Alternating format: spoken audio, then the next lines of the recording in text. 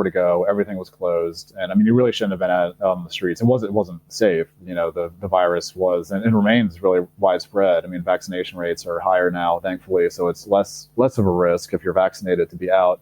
But yeah, just week after week of, just being at home, which again, if you're like me and you can work from home is frustrating, but you'll get by. But for a lot of people, which I know we'll get to, it's absolutely devastating. I mean, for that to go that long without work. Absolutely. Food supplies were a real issue for a lot of people, especially, for a long time in lockdown, we couldn't even go grocery shopping if you had to get it delivered.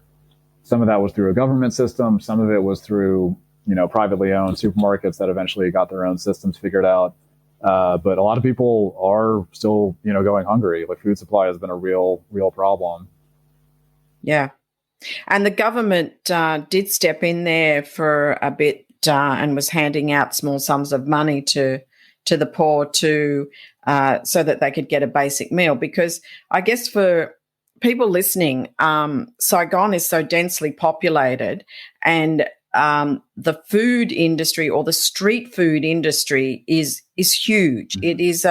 It is and like you and I were laughing before about, having to cook meals. Mm. It's a city where you don't cook yourself that often because it's often cheaper to eat out. Yeah. So all of those very small vendors, lost their patronage, and they kind of packed up their stuff and were, had nowhere to go. And they were trying to leave the city and I think take some comfort by heading home to the rural areas where the virus wasn't.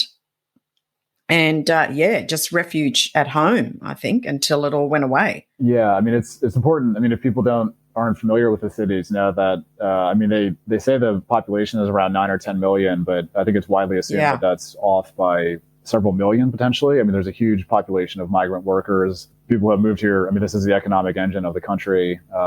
This and a couple of neighboring provinces. So a huge draw from provinces where there's less economic activity and less development.